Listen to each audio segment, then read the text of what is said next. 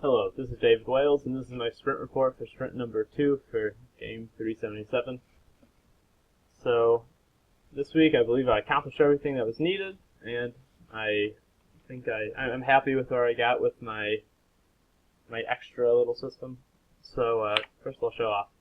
So this week, my extra little system, I just kind of redid the attachable system to make it a much more general, just essentially making it so it's the same format and class. The way it's set up is the same as all the other managers, essentially. But to do so, I needed to change a couple of things from what I did last week, and so that it wasn't a list of game objects, it was a list of attachables. So first things first is you'll notice the AABB drawing is drawing correctly. I do not have a collision on the top part of the tank, so that's why it's only encompassing the bottom. When I run into these, it turns red, and then when I shoot them, the AABB versus AAB collision, it's colliding correctly, and that's it for that. So then now I'll show off my AABB versus the B-sphere collisions. So you might notice that the bullet is AABB versus the asteroids are all B-spheres. So if I'm to shoot one, it correctly destroys it. So therefore my AABB versus B-sphere are colliding correctly. And then same thing with B-sphere versus B-sphere. So then now on to how I have it all set up.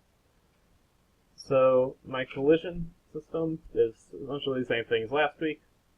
The difference is now there's AABB, which just have the max point, min point, and world as its variables.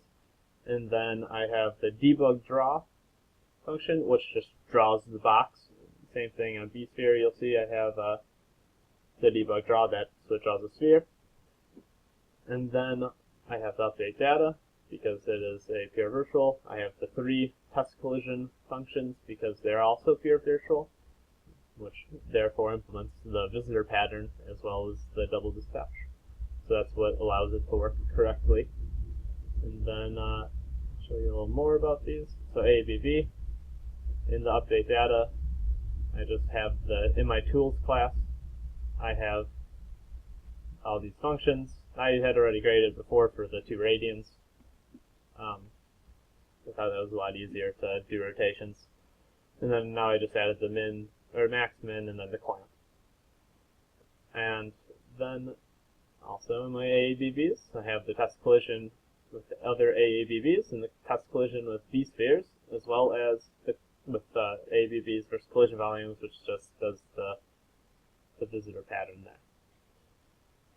So then same thing with B-sphere, same functions, same everything, just a little bit different, obviously, for the B-sphere versus B-sphere, and then the drawing is done here.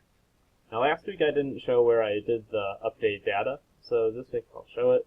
So in my game object, I made a bunch of functions with set position, set relative position, set scale, rotation, relative rotation, and in those I just had a switch essentially that registered for collision, which would be initially false, and then when the object was registered with the collision manager, it would flip to true.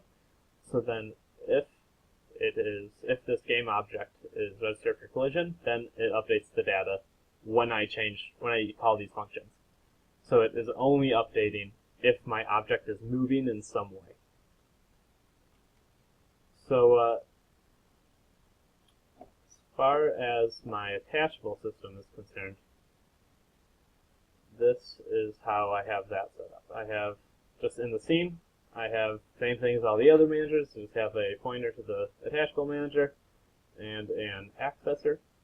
And then in the update scene, I have it attachable manager update all, which then goes through all of the attachables that were registered with the attachable manager, and it updates all the objects attached to that attachable.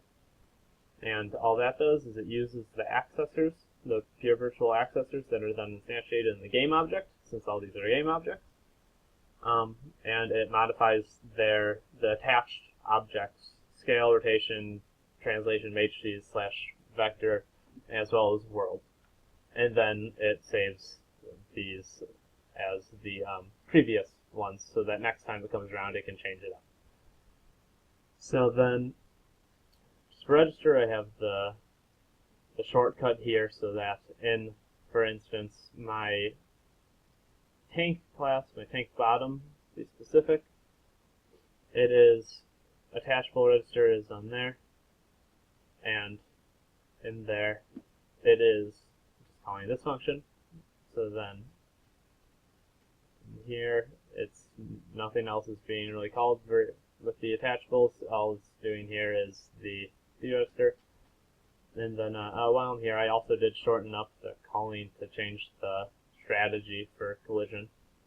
Now it's just 2 parameters, and they're quite a bit smaller than what was needed before. So then in my levels, how you kind of set it up is you can create 2 different objects, camera, or T-bottom, the tank top, or T-top and the T-bot. And then here I just did T-bot, attach, T-top. So therefore it's attached. And I think that's pretty much it. The biggest difference this week, I'd have to say, with my attachables would be that I changed my list to attachable pointers rather than game objects. So I feel that makes it much more of a broad class, so that last week I was kind of limited to only using game objects, but this should allow you to expand that to non-game objects, as long as you instantiate these, since they're pure virtual. So that's it. So thank you very much, and I'll see you tomorrow.